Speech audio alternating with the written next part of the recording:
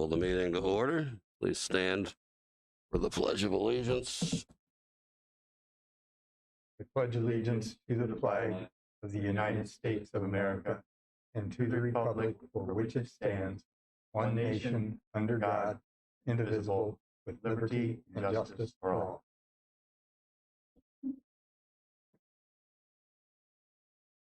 Roll call, please. Mrs. Spiritu? Here. Mr. Gorbitz? Here. Ms. Laird? Here. Mr. Price is absent. Mrs. Ray? Here.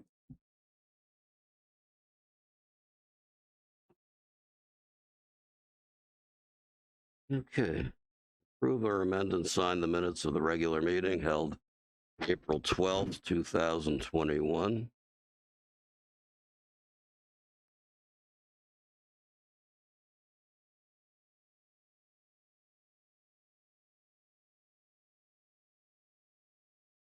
I move to approve. Moved by Ms. Laird. We have a second regarding the minutes. Second. Seconded by Mrs. Espiritu. Are there any concerns regarding the minutes? Any roll call, please? Ms. Laird? Yes. Mrs. Spiritu? Yes. Mrs. Ray? Yes. Mr. Gorbitz? Yes. Motion carries. Walk-on item? Mr. Gorbetz, I do not have any walk-on items, but I do have a typo that we need to correct. If the board would please turn to page 3, item 5. We are about to hire, with your permission, a varsity assistant softball coach, and I don't want to pay them $3,000 an hour. I'd rather pay them $3,000 for the season. So we're going to strike per hour on both the second and third line on that. So if we could, please. Thank you. That's the only thing I have, Mr. Gorbetz. Okay, thank you. Superintendent's report. Well, I'd like to start, if I may, just to kind of bring the board up to date on prom and graduation. Nothing hits a chord around this town like prom and graduation. I've had quite a few emails and calls, and I know Mr. Zeller has fielded a bunch himself. So here's kind of the latest, and I'll get all this information to you, board, in writing, so you have it all, so you know it. But we're basically going to squeeze it all into the weekend. Our prom will be Saturday, June 5th, so which would be the Saturday right before graduation.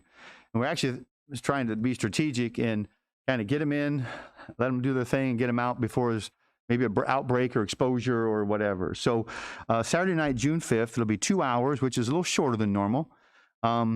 All students will be asked to wear masks. We are having it just for our own juniors and seniors in order to control the numbers. It'll be juniors and seniors and no students from out of our school system. So often, kids will bring dates from other, with permission from other buildings, other districts, I mean. So we've kind of put a kibosh to that, just trying to do the best we can here to have it. And it will be in the gym. We had looked at tents. We had talked about trying to cover the courtyard. We had really explored a lot of things to try to keep it outside, but they're just with potential weather and dresses, and it's just too much. So we are going in the gym. So we just kind of backed off on numbers, limited what we can, and asked them to stay masks and do the best they can at distancing. And we all know that's going to be a challenge, but our students have been so cooperative before. They'll do the best they can to accommodate that. So that is the plan for prom. That will go on rain or shine. Now, so the next day then, the 6th, will be graduation, which is our normally scheduled, and it will be just like normal, 2 o'clock in the stadium. We have limited it to 4 tickets per graduate. Now, this has been unfortunately a contention with a lot, and we do understand that. But we are having, it's like we did a football game, really. We're going to section off the bleachers so everyone's apart, but in their family groups by 4s, each graduate with 4 guests. It will be at 2 o'clock, but we're adding, since we really don't have an inside option, we really don't, in the normal year, we'd have the indoor option at Terra, and then we'd scramble, give everybody 4 tickets and go to Terra, but we'd pack them into Terra. So we really don't have an inside option. So what we're going to do is, if the weather's good at 2 o'clock, we'll have it at 2 o'clock. If there's a storm coming through that's going to pass, we'll have it at 6. So we almost have a makeup time on Sunday. And if neither one of those work, we're going Monday at 7. So we'll have 3 shots at it to get it done that weekend, Sunday and Monday. We are having a walking promenade, a parade from the high school to the stadium. We're working with the police department to barricade the street so that as the graduates walk, maybe some aunts and grandmas that can come and cheer them on and do that right down Clinton Street towards the stadium. So we're not doing the full-blown parade like last year, and I thought that was a great thing for that class that lost so much. But we'd like to maybe make this a new tradition to walk from the stadium, from the Ross to the stadium and give everyone else a chance to cheer on their graduates. I think that's it. Any questions on those events? Quick question on prom. Yes, ma'am. It had been a tradition that as the students are walking through, there's people all along there taking pictures as they come in, and it can get quite congested. And since it's only a 2-hour opportunity, I'm just wondering, how will you manage that? Because that line gets bogged down, and you could stand behind people taking pictures. That's a great question. I will find out. I trust there's a high school administrator that's all over that, but I don't know what that is, Ms. Laird, but I'll find out for you and let you know. Okay. Yeah, that's a great point. You're right. That's a very big tradition too. I've stood in that line myself. So. Absolutely. Okay. Anything else on that? I think it's not ideal, but I think about the best we can do, and I think the kids will be cooperative and so forth. And actually, most of the couple grandparents I've talked to, that promenade from the Ross to the stadium has been very helpful, so they can at least see them and cheer them on as they head that way. Okay. It's any consolation, you're well in line with what colleges in the area are doing. And in fact, quite a few have limited it to 2 people to be able to attend. Yep. And Still I think sad, that was but I think you're doing well. Our decision to not have an inside option. At least 4 is what we really want to stick with. So we'll stick hard to that outside option, because if we did go inside, it would probably be 2. And well, if you have divided families and blended families, that would really get tough on who gets to go. So we're going to stay away from that if we can. Yeah. Okay. Thank you, Mr. Gorbetz. Recommendations of the superintendent? Yes, thank you. And it's our work session this evening. And you find at your place, there's 2 sheets of paper, a little bulleted newsletter, and then a chart. I'd like to go through that with you. That I was asked to sort of update the board on our sort of the state of technology, and really mostly our K-5, because that's kind of where the new stuff is. And as Mr. Gorbetz aptly pointed out, part of our campaign was to tell the community that our students would be better off with technology in a brand new building. And I know that's true. And tonight we're going to talk about that. So first of all, just the number of devices per student. We have tremendously gained in that ratio. You hear the term 1-to-1, which is a term around the state when the district finally tips that they have enough then for a device per person, and more about that in a moment. But we have been about 4-to-1, 3-to-1 for the last couple years. But with purchases and prices coming down and the work of our tech department, we've gotten really close to 2-to-1. I'll explain how. In our K-5 elementaries, there's basically 3 classrooms that are surround that studio, right? So you've got 3 classrooms, then almost a 4th classroom. That's the hub of those 3. We've been able to, with your blessing, get a 30 computer cart in every studio, and then 2 more 30 computer carts in the building. So if you went first, second, third, fourth, there's 5 of those, right? Each grade level's got a cart of 30. Now in those classrooms right now, there's not as many because some of our students are virtual. But in those classes, we have about 60 kids. So right there is a 2-to-1 in K-5 student to computer ratio, which is the best we've had in a very long time. The other thing is the predictability of that. You can imagine the teamwork among those 3 teachers. They've got those devices. They have a room that they're in, that they're shared. They're literally, their doorways are 3 or 4 feet apart. They can really maximize the time those are being used. Here's a common scenario. You'd wheel a cart into a classroom that has 30 devices on it. that classroom has 22 students in it. Well, there are 8 devices that are sitting there with not being used, just a very efficiency issue. So one thing that I know our teachers have been able to do is just to make a better use of those 30 among a pod of students that they're all working with. So maybe I don't need 10, but I could use 4, and I've got 4 here so I can use those. And the way they communicate that has really been advantageous.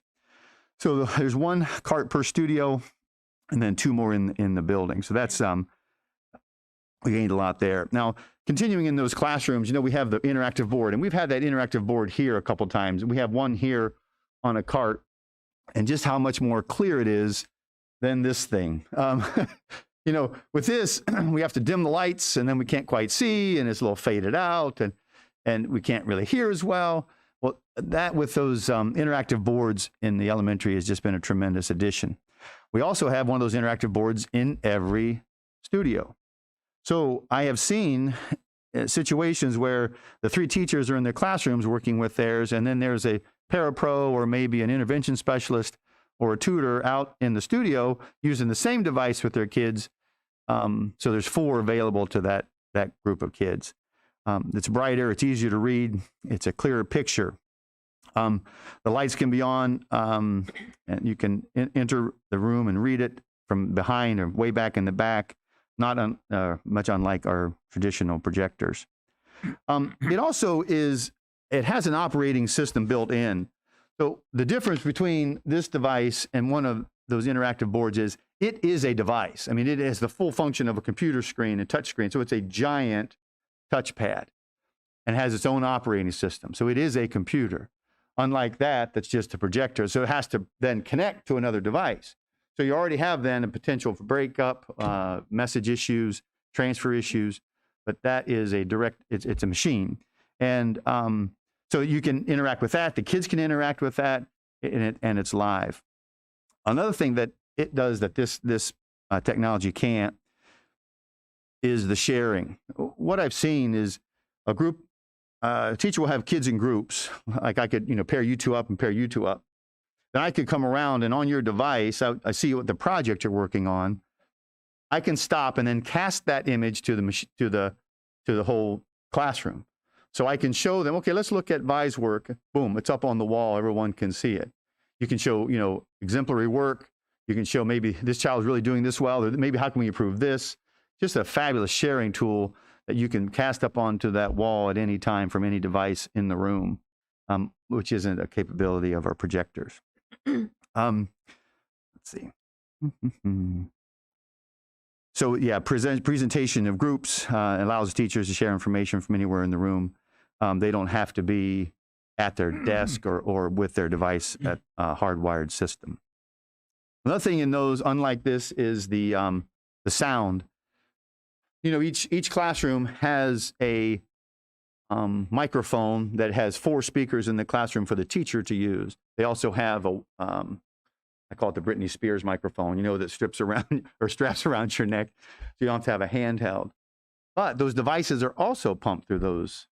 So the sound quality of what's being projected onto that screen is pumped out through the room, not just from a speaker on the board, which is what we have here.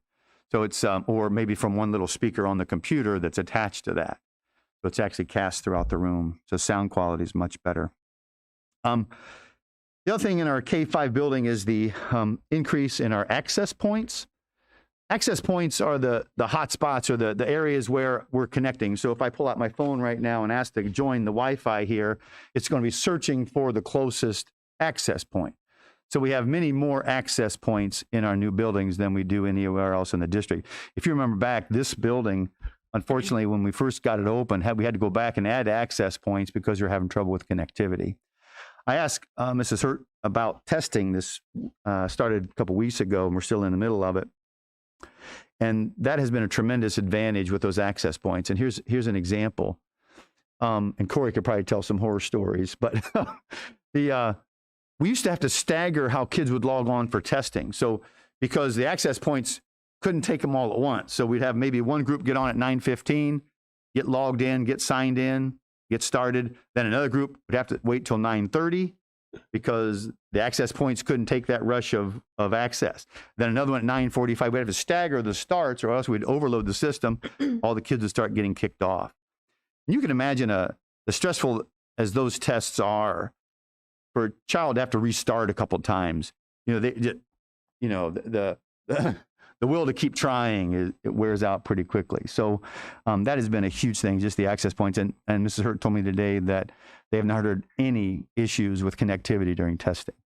And it may not seem like a big thing, but that's a giant deal, really, to have that smooth operation for your testing. So there's no level of frustration for the kids or the adults trying to make that work. Huge. Another thing is that we've noticed that in the rooms, the lights can stay on. Just the brighter projection on those devices allows us to keep the lights up. So if a child is reading a book or doing their own work, they're not working in dim light, because you have to have dim light in order for everyone to see the projector. So we actually have brighter classrooms because of the brightness of that. And then just the addition to those studios. Can't imagine as a teacher having access to an entire another classroom. And that's really what's happened with those spaces, is those 3 teachers have basically a 4th classroom that they can use for whatever. And I would encourage you, if you get into a building, I have a hard time finding a space during the day where there isn't an adult working with a child in that studio. They used to be in the hallway. They used to walk down the hallway maybe, or they're actually pulled up a chair in the hallway sometimes to work with individual students. That space is used constantly. And you see kids really fluidly coming out, working on small projects, going back into the classroom. I really do invite you to come and see. It's a beautiful thing to watch. But that wouldn't be possible without that really a classroom space that has its own sound, its own light control, its own projection board, all of those things that we have in a regular classroom. Just a tremendous asset for that. That's sort of my verbal description. I wanted to show you, this is actually a board-approved document here. You have that, Mr. Gorbeth? Okay, I can make sure you had it. And that kind of shows you the history of the things we've done here as far as purchasing for technology. You look at 1920, if you remember, we did buy those Chromebooks and 11 carts for $109,000 last year. That allowed us to have those devices for our students this year. That's there on the 1920. We were replacing the Dells. Those are for staff. 150 Samsungs from Walmart for the elementary schools, and then 772 more Chromebooks and 24 carts total. So that completed our arsenal for the K-5. Now we put down there at the bottom the classroom instructional technology. That really is all the things that came with the building, which are going to be the same. When we purchased those projection devices for the elementaries, we bought enough for the high school, and they're here. They're actually in the old bus garage waiting to be installed, and that will be probably in a couple weeks. So all those devices, K-5 and then 9 through 12 will be the same. One of our next goals is to try to get this building up to that same standard, which it isn't currently. They all have projectors.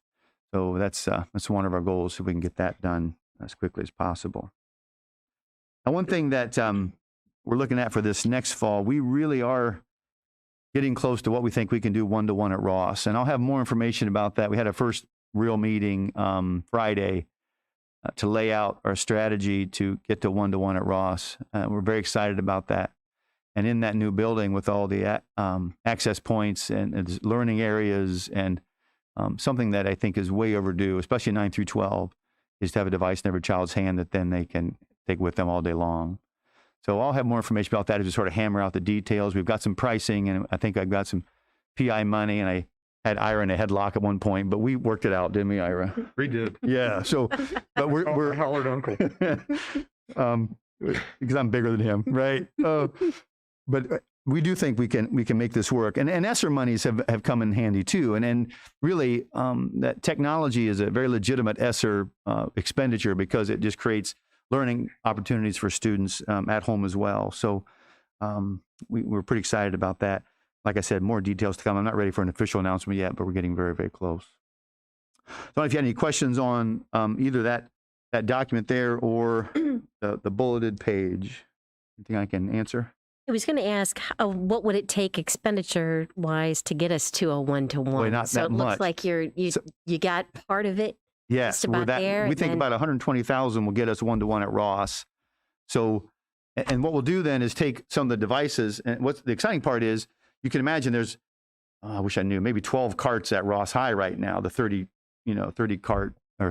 computer carts that will then come to this building. So then this building will be dangerously close to a 1-to-1 with what they already have, plus what we can displace from Ross High. So it's we're there. We're just about there. So it's a very exciting time. Any other questions? Would it be accurate to say that the classrooms have what we have might be categorized as surround sound? Yeah, I think that's probably accurate, Alex, because you're hearing from 4 speakers in every room, unlike just from the teacher in front. So, and it actually, it's amazing. It will sense where the teacher is. And so if I'm standing right under a speaker, that speaker is actually lower and it amplifies farther away. So it actually senses where you are. So I think that may not be the exact term for a sound guy, but yeah, there's speakers all around the room that are adjusted to where the teacher is. I would think our students who are hearing impaired might be benefiting greatly from Yeah. this. I can think of a couple board members that might actually benefit from. I'm not making fun of any disabilities here or anything. We struggle, especially with glass. I mean, you can imagine this year with the mask. I mean, and some of our kids are so soft-spoken, and we get mushy anyway sometimes as we get lazy in our speech. So yeah, it's been a tremendous asset for sure. I think one of the hidden blessings of the pandemic has been the increase in pushing the technology to get that in our children's hands. Because when you compare district to district, I have said, and I know you all agree, it is not showing the potential and ability of our children. Yeah, so right. much of those grades are reflecting their experience with the technology versus other districts' experiences. So true. So we're getting closer to playing by the same rules. Exactly. And I so appreciate that for them. Yep, absolutely. You're right. And it's a barrier, just like anything else. I mean, if I hand you a device you're not used to using and say, okay, good luck on the state test, that's a barrier. You're absolutely right. Huge barrier. Huge barrier. Yeah. Keyboarding skills and just all of it. It's all in there. Yeah, for sure. So it would be safe to say that as a result of our new schools, we have been able to upgrade a more sophisticated system of technology. That's absolutely correct. I'll stand by that. Which was one of our overriding goals. Okay. Thank you. We have some business items to take care of. Facilities and operation. Yes, thank you, Mr. Gorbetz. Item 1, this is, if you remember your homework assignment from last time, was to check out the tour of the high school and look at that space above the media center and the idea of possibly adding a glass rail. And I think, as I mentioned last time very clearly, it's not unsafe. It's really not. But we think it will actually create a better space even for learning by creating a division between that large teaching stair and all those workspaces that are above, separate the hallway from that space.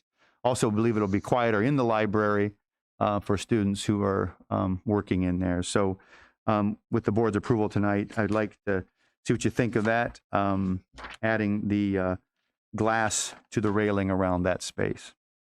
Oh, I might also add, I'm sorry, I had told you, I think, the total of 53 something. With some soft costs, it's 55,807. I just want to make sure you understand. It's about $2,000 more, maybe $2,500 more than the number I had I gave to you last time. So just beware.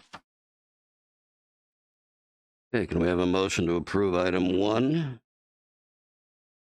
I move to approve. Oh, sorry. Go ahead. All right, moved by Mrs. Ray, second by Ms. Laird. Are there any questions regarding item 1? Okay, roll call, please. Mrs. Ray, Yes. Ms. Laird, Yes. Mrs. Spiritu, Yes. Mr. Gorbitz, Yes. Motion carries. Okay, student and staff achievements, staff matters. Thank you, Mr. Gorbetz. And I appreciate the board's willingness to take these on a work session night, but these are timely hires and postings and so forth this time of year. So we have a couple resignations there for Natalie Robson and Abby Wright, and then certified staff substitute with Nikki Holland and support staff with Tim Peck. We also have a few more spring special event workers there. Item 4 onto the next page, Trey Grine and Elizabeth Keller. Then item 5 are amended amounts for our assistant softball coaches. Okay, can we have a motion to approve items 2, 3, 4, and 5? So moved.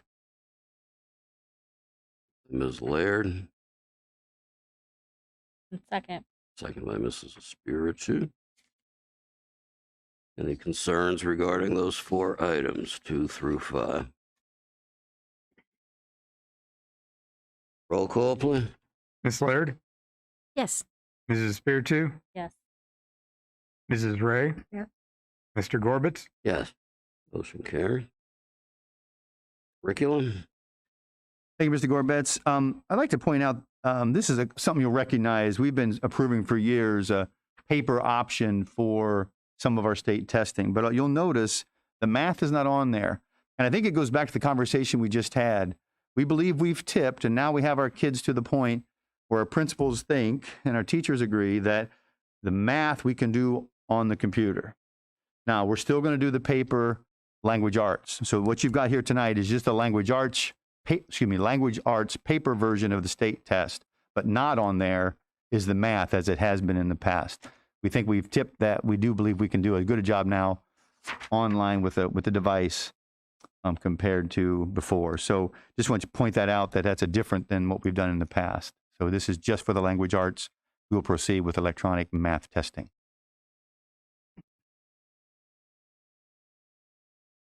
Okay, motion to approve item 6. Move to approve. Moved by Ms. Laird. We have a second. Second. Second by Mrs. Espiritu. Any questions regarding item 6? Roll call, please. Ms. Laird, Yes. Mrs. Espiritu, Yes. Mrs. Ray, Yes. Mr. Gorbitz, Yes. Motion carries. Item 7. Thank you, Mr. Gorbetz. Item 7 is a significant amount of dollars. Now, I do like to point out that those are ESSER funds, and this is going to be really our new PLP. You know, you've heard that term this whole last year. That's been our online learning software. We had some time this spring to do some real research, and we also had a lot of other schools who had used a lot of things. So Mr. Chevalier, our assistant principal at the high school, has taken the lead on this research and done a tremendous amount of work to see what do you think of all these programs really is the best fit. So we are switching to Edgenuity. Now, Edgenuity is another online, we'll use it for any remote learning that we have. If a child is sick for an extended period of time, you know, we'll use it for that. Same thing we've used our other programs for.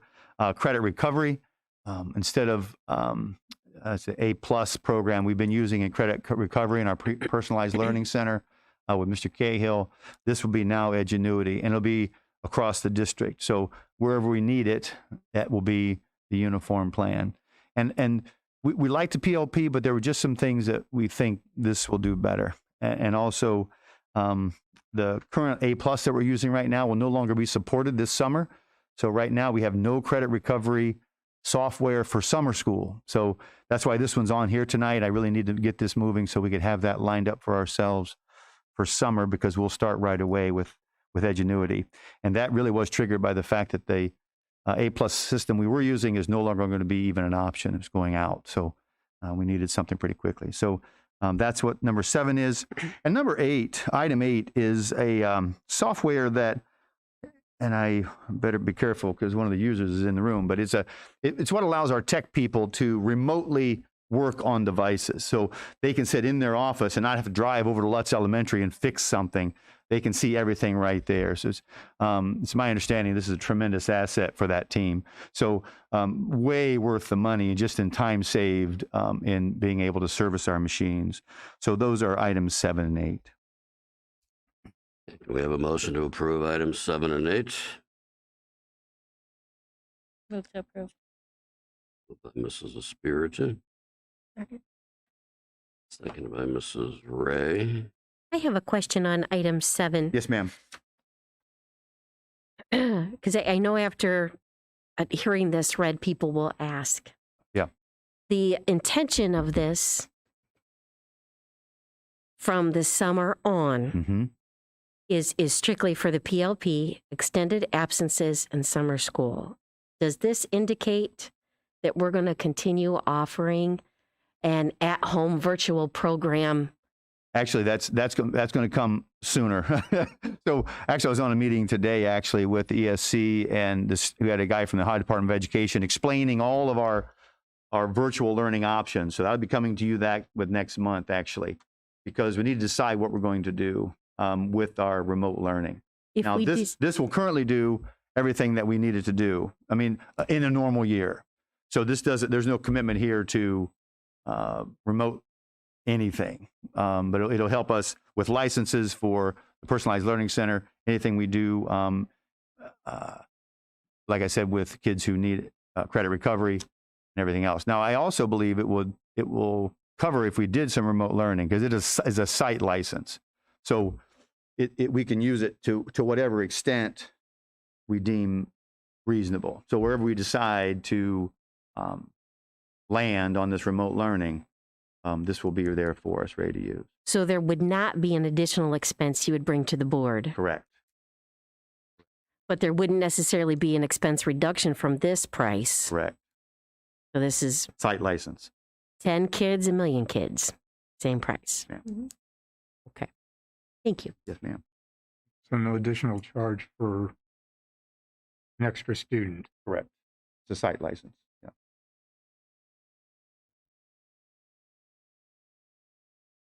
And the number of students who use it fluctuates Correct. as the year goes on. Correct. Changes. Start out with a few and end up with a lot, depending on. See, and that's been a struggle sometimes when you buy 20 seats, all of a sudden I need 25, and then we're coming back for 3 or 4 more. And so, yeah, we just think is a kind of a better way to operate. And once again, ESSER funds, which we're very excited to have to use for that. Okay, roll call, please.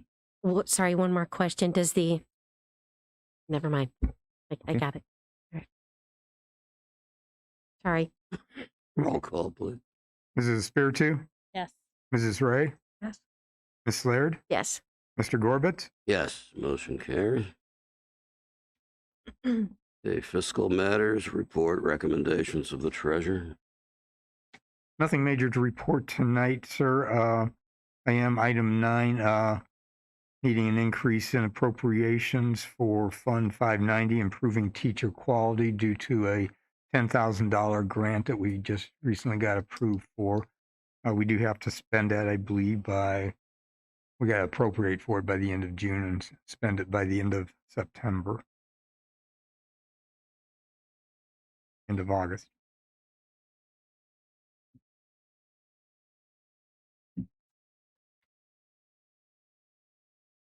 We have a motion to approve item 9.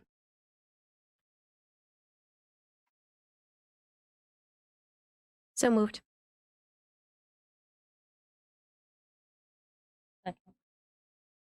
You moved by Ms. Laird, seconded by Mrs. Espiritu. Any questions regarding item 9? Yes. Okay.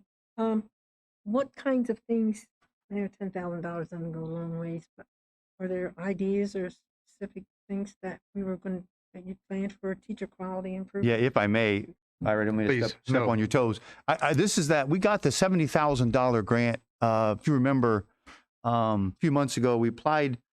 This is the adult grow your own. So we've identified about 4 staff members who are either aides or we got paraprofessionals and some even a monitor, student monitor, who have expressed interest in, if we had some financial help, we could get their teaching license. This is Grow Your Own. So help them to have more students that look, or more teachers that look like our students. And this is that program. So this is the first $10,000 of that 70 that we have for the next 2 years Okay. to help grow our own teachers from the support staff.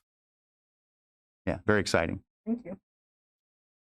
Do we have to use all 70 within 2 years? Is I there a think so. deadline? Yes, And I you have a think so. plan for the I others? think there's a time limit on that. I could check for sure, but I'm almost positive we had to spend 10 this spring and then like 30 and 30, I think, over the next Okay. 2. Yeah.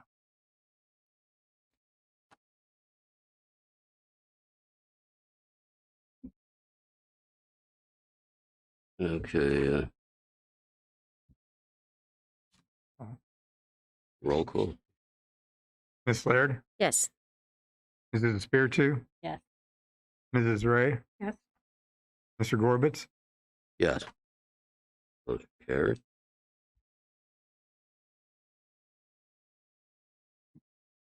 Board member communication information. Mrs. Ray. I'm kind of pleased to hear some positivity. We've had so much negative things, so many negative things on the pandemic, but it sounds like things are on the upgrade in terms of our students and progress and technology. I appreciate what you've been doing. You're spearheaded on that, so it's really seems exciting. I can't wait to see some of that in action in the buildings. And also, I attended the Board Institute conference of Friday and Saturday. There are some really great things that I believe our board and district can benefit from. And they'll be posting the actual sessions sometimes this week, okay? And there are some, particularly on legislation, that could be great. I'd just like to send that to you. And on our just general board, and if it's possible, if I could get, there was such a dynamic speaker uh, for the opening, okay?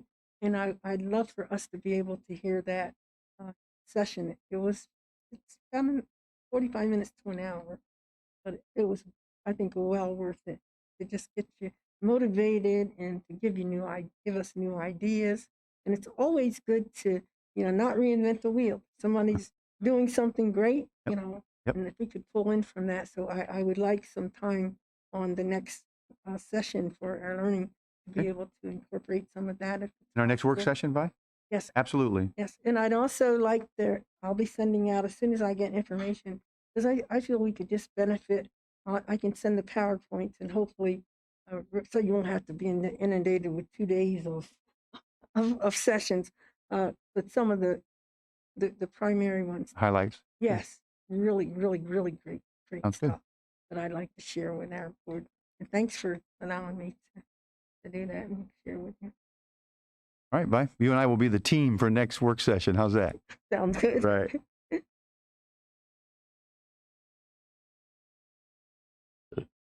Thank you, Vi, for going to those and gathering that information for us and coming back to share. We really appreciate your dedication and that you take of your time to do that. Much appreciated. Thank you for the report on the technology update. It's so relevant for so many reasons. Huge. Appreciate everybody in the district that's helped to implement that and get it working in the hands of kids and teaching them how to do it. Thank you. I also want to touch base about the technology. It's I like to see that we are advancing with the technology and in the classrooms, and the students are getting close to having the one-to-one ratio. And sometimes it's hard to be sharing devices, and having each student to have their own would be great too. So I'm happy to hear that.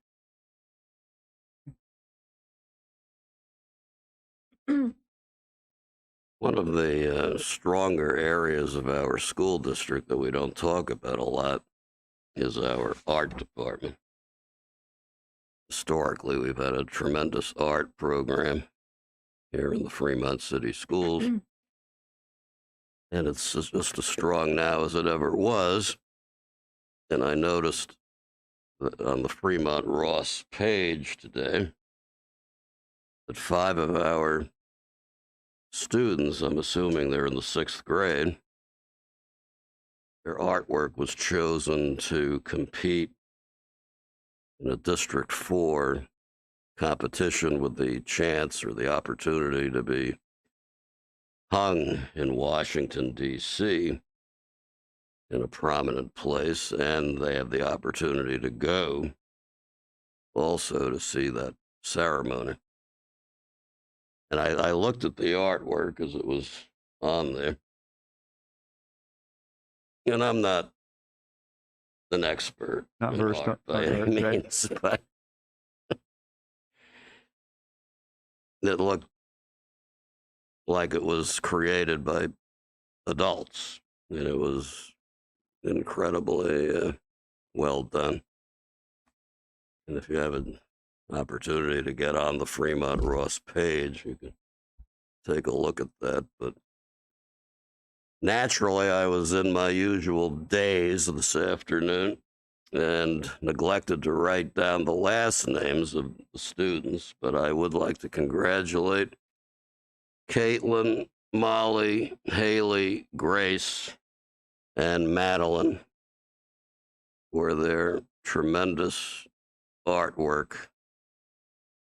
And whether it wins the competition or not, I think it should be displayed in a prominent place.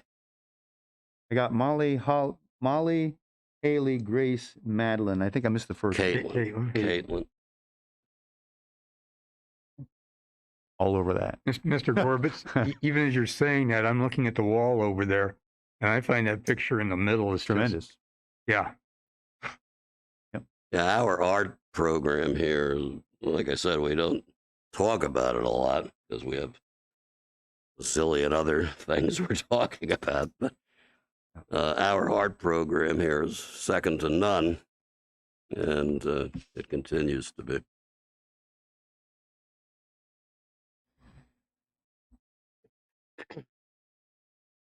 Okay, at this time, I'd entertain a motion to adjourn to executive session. May I add something? Sorry, I add one more thing. I look at Ohio Department of Education and our school board association. I see other districts are showcasing their kids, and our kids are doing equally or above some of the other students. I feel like we really don't showcase our kids. Everybody's not going to look on the Fremont page. I'm guilty, perhaps, very much. But let's try to promote them statewide. They have newsletters seem like every day. OD has a newsletter every day, and they take pride in and showcasing and highlighting the students and the schools and districts and what they're doing. And I'd like to see more of that with Fremont. Sorry, the last second, but.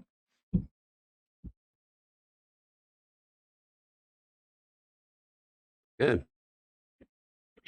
This time, I'd like to entertain a motion to adjourn to executive session to discuss item B and item K. Moved